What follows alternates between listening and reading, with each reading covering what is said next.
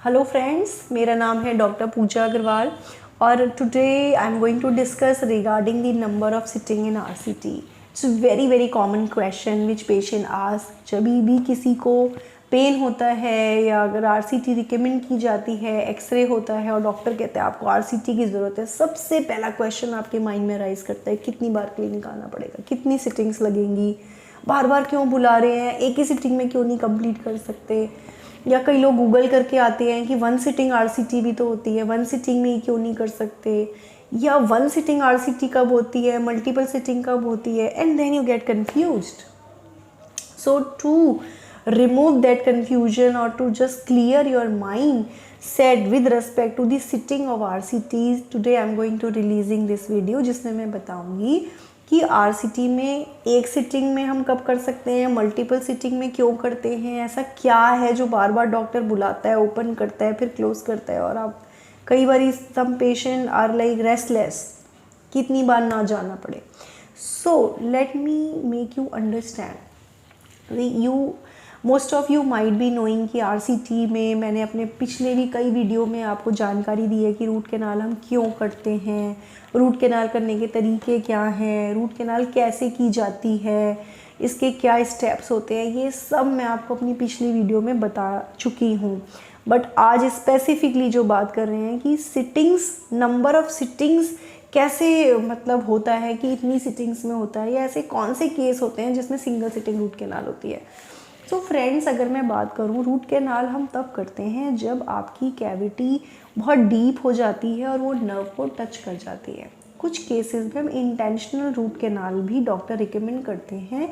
As the name suggest, intentional root canal means इसमें आपका दांत खराब नहीं होता है, but because of some prosthesis आपको कुछ दांत देने हैं, ब्रिज लगाने हैं, इसलिए रूट कैनाल करना मजबूरी है. दैट्स वाई वो रिकमेंड होती है. बट मैक्सिमम केसेस में अगर इन्फेक्शन है या दांत खराब हो गया है और रूट कैनाल, एक्सीडेंट का केस है, ट्रॉमा है, चोट लग गई है, फ्रैक्चर हो गया है, तो रूट कैनाल रिकमेंड की जाती है.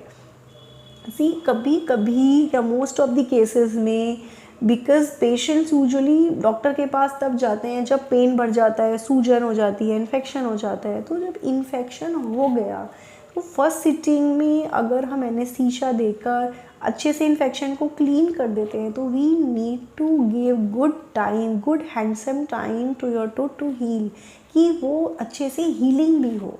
अगर एक ही सिटिंग में हम उसको क्लीन करके पैक कर देंगे और कंप्लीट कर देंगे तो मे बी आपके डॉक्टर को अगर ये लगता है कि नहीं, अभी एक सिटिंग में कंप्लीट नहीं करनी है, इसे हमें दोबारा दूसरी सिटिंग में वेट एंड वॉच करना है, तो उसके अकॉर्डिंग आपको सेकेंड सिटिंग में जाना ही पड़ेगा.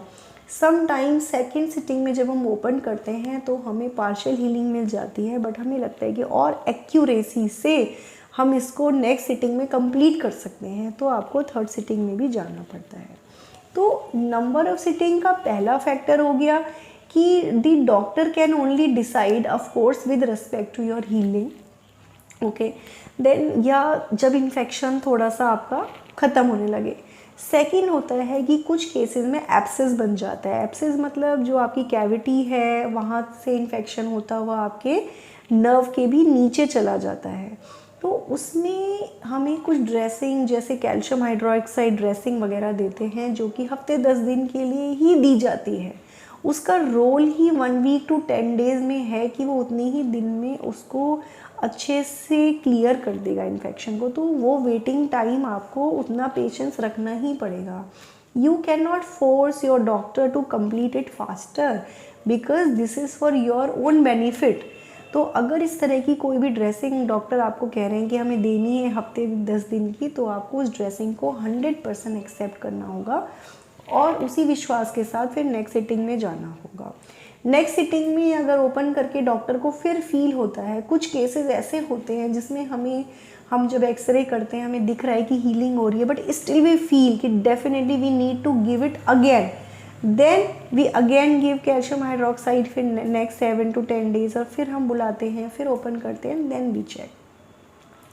सो अगर दांत खराब है या दांत में इन्फेक्शन है या कुछ स्पेशल ड्रेसिंग्स दी जा रही हैं या पस के सूखने का वेट किया जा रहा है, या एक्सरे में क्या फाइंडिंग आ रही है, या आपको पेन कितना है, टेंडरनेस कितनी है, कंफर्ट लेवल कितना है, ऑक्लूजन बंद करने पे आपको कोई दिक्कत तो नहीं हो रही, ये सारे डिफरेंट फैक्टर्स होते हैं जो कि डिसाइड करते हैं कि आपकी रूट कैनाल कितनी सिटिंग में कंप्लीट होगी, वेदर वो सिटिंग 1 है, 2 है, 3 है, 5 है, 7 है. So you have to have patience for that. No doubt with respect to the advancement of every field, dental में भी advancement हुआ है. Today we have endomotors, we have other things जिनकी help से हम, वो बहुत ही vast topic है. I cannot name each and every step because it's difficult to cover all the things in one video, but we have so many things कि आज हम एक ही sitting में root canal complete कर देते हैं. But उसके लिए the doctor should be assured that there is no infection, no pus, no abscess और टेंडरनेस नहीं है, कुछ ऐसे स्पेसिफिक ड्रेसिंग की ज़रूरत नहीं है, और ये टूथ बिल्कुल इंडिकेटेड है सिंगल सिटिंग रूट कैनाल के लिए. तो उन केसेस में हम सिंगल सिटिंग रूट कैनाल भी कंप्लीट कर सकते हैं. सो आई होप कि एक छोटी सी क्लियरेंस आई होगी, एक विजन में एक आइडिया आया होगा कि यस क्यों बार बार डॉक्टर रूट कैनाल के लिए बुलाते हैं, या कौन से केस हैं जिसमें हम सिंगल सिटिंग में भी कंप्लीट कर सकते हैं. But her case single sitting में कंप्लीट नहीं हो सकता. Thank you so much. नमस्कार.